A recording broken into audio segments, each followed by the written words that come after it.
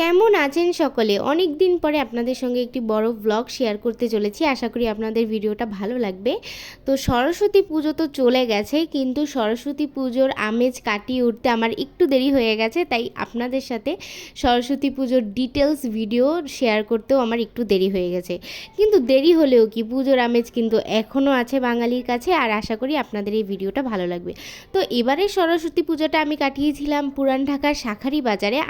আর আপনারা তো জানেন শাঁখারী বাজার যে কোনো পুজোর জন্য খুবই পরিচিত, কারণ এখানে যে কোনো পুজোই খুব ধুমধাম করে পালন করা হয়। আর যখনই আমি এই বাজার দিয়ে হাঁটছিলাম তখন রাস্তার দুই ধারে দেখুন মায়ের কত সুন্দর সুন্দর মূর্তি রাখা রয়েছে। আর সব মানুষজন এখানে পুজোর কেনাকাটা করছে। যেহেতু এই ভিডিওটা হচ্ছে পুজোর আগের দিন রাতে করা, তো সবারই একটা পুজোর কেনাকাটার ব্যস্ততা রয়েছে, কারণ সরস্বতী পুজো সবার ঘরেই পালন করা হয়। তো সবাই হচ্ছে পুজোর কেনাকাটা করছে। আর আপনারা তো জানেন যে শাঁখারী বাজার হচ্ছে বিভিন্ন ক্লাব পুজোর আয়োজন করে, এবং তারা হচ্ছে তাদের পুজোর প্যান্ডেলের কাজও শুরু করে দিয়েছে। যখনই আমি শাঁখারী বাজারে পা দিলাম, কি সুন্দর মমো করছে পুজোর ঘ্রাণ, আর চারিদিকে শুধু পুজো পুজো আমেজ। আর সকলেই কিন্তু এখানে পুজোর সাজানো গোছানোর জন্য জিনিসপত্র এখান থেকে কিনে নিচ্ছে। আর চারিপাশটা একদম পুজোর রমরমা সাজে সেজে উঠেছে। আর সকলেই কিন্তু তাদের শেষ মুহূর্তের প্রস্তুতি শেষ করছে। আর এই যে দেখুন প্রত্যেকটা প্যান্ডেল কত সুন্দর করে সাজানো হয়েছে, সেটা আমি আপনাদের সামনে তুলে ধরবো। আর এটা হচ্ছে তার আগের দিন রাতে, তখন এখনও প্যান্ডেলের কাজ চলছে। আর শাঁখারী বাজারের পাশেই যেহেতু জগন্নাথ বিশ্ববিদ্যালয়, তাই সেখানেও গেলাম পুজোর প্রস্তুতি দেখার জন্য। গিয়ে তো দেখছি প্রত্যেকটা আলাদা আলাদা ডিপার্টমেন্ট তাদের পুজোর আয়োজন করছে, এবং কার ডিপার্টমেন্টের পুজো সবচেয়ে সেরা হবে সেটা নিয়ে চলে এখানে রমরমা প্রতিযোগিতা। তো এই দেখুন কত সুন্দর আমেজে সেজে উঠেছে। আসলে ভার্সিটি লাইফের তো এটাই সৌন্দর্য, যে সকলে মিলে পুজোর আয়োজন করবে। আর এই তো পরের দিন সকালে পুজোর দিন আমরা চলে গেলাম অঞ্জলি দেওয়ার জন্য।